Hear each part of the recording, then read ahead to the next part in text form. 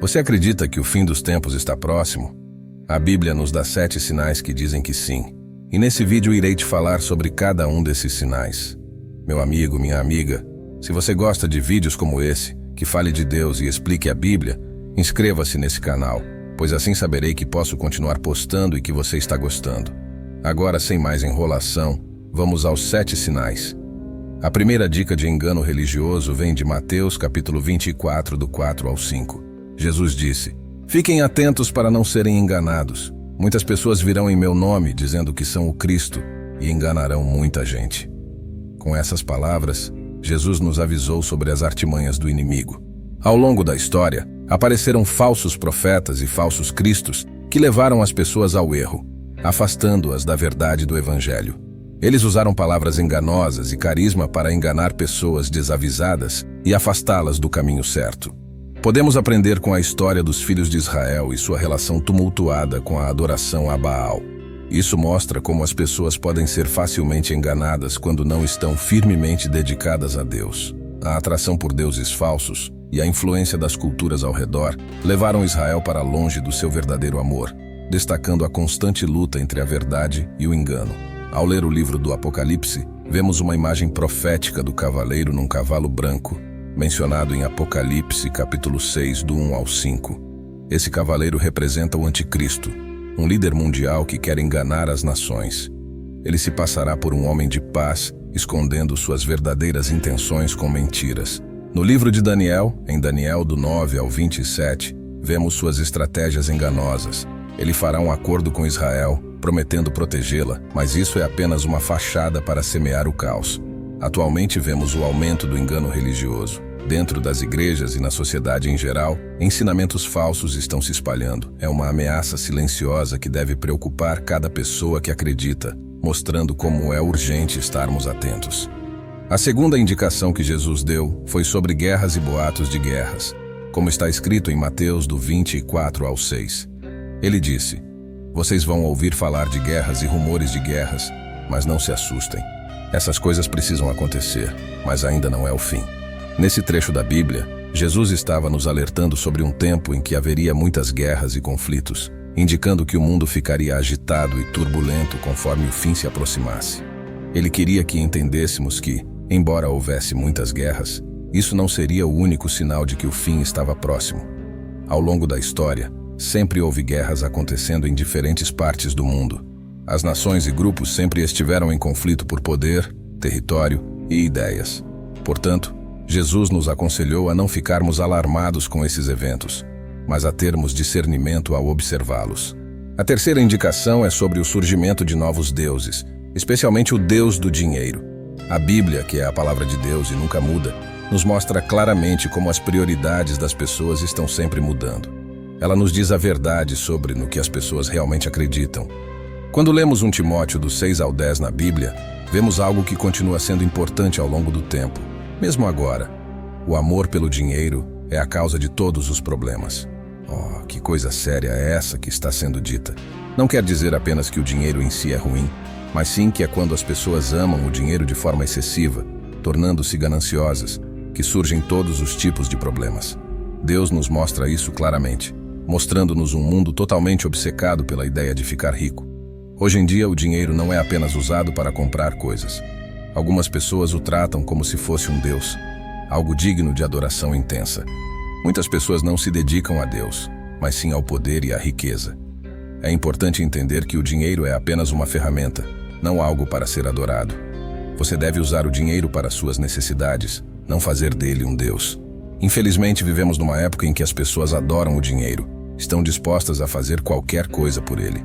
Elas até mesmo comprometem seus princípios e moralidade só para ganhar dinheiro. Algumas pessoas fazem coisas que detestam apenas para adorar o Deus do dinheiro. É uma geração em que as pessoas exploram e traem outras por dinheiro. Para algumas pessoas, o dinheiro é como um Deus.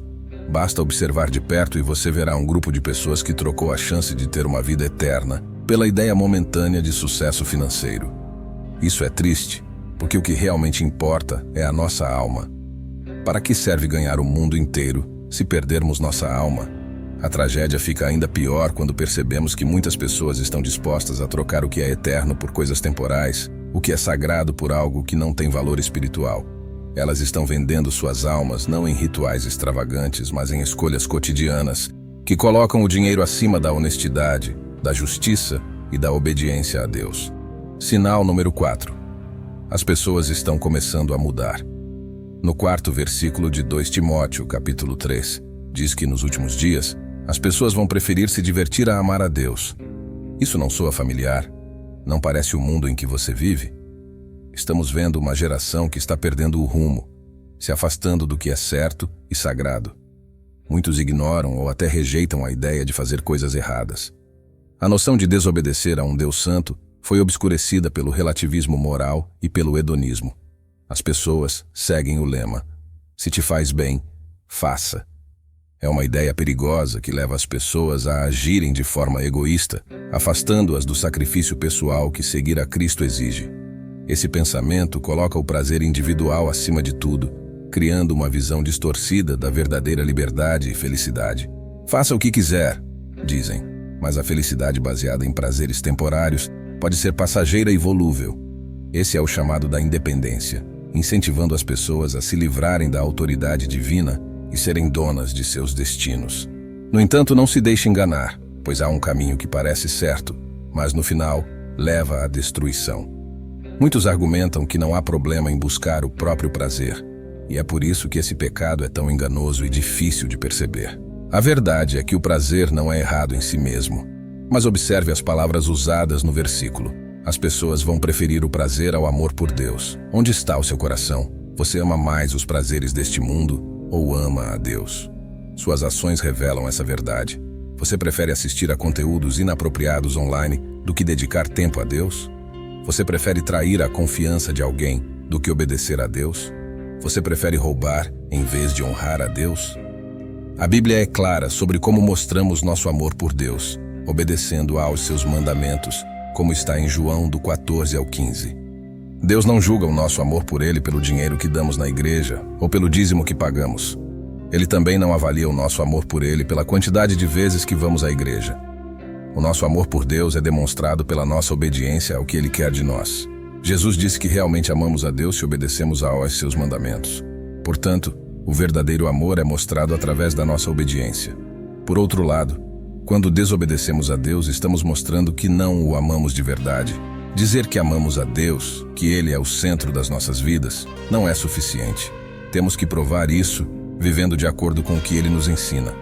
Cada um de nós tem que fazer uma escolha: amar a Deus ou amar os prazeres deste mundo. Escolher os prazeres em vez de Deus não significa que devemos abrir mão de todo prazer. Quando vivemos para Deus, experimentamos muitas alegrias. Como diz no Salmo do 16 ao 11, Tu me ensinas o caminho da vida, na Tua presença há alegria completa. Prazeres à Tua direita para sempre. Uma das alegrias de viver para Deus é não ter medo da morte, é viver com a certeza de que fomos salvos. Davi sabia disso quando disse no Salmo do 23 ao 6, Com certeza a bondade e o amor me seguirão todos os dias da minha vida, e viverei na casa do Senhor para sempre. Que alegria é saber que vamos para o céu. Isso nos dá uma felicidade que nada neste mundo pode oferecer. Sinal número 5.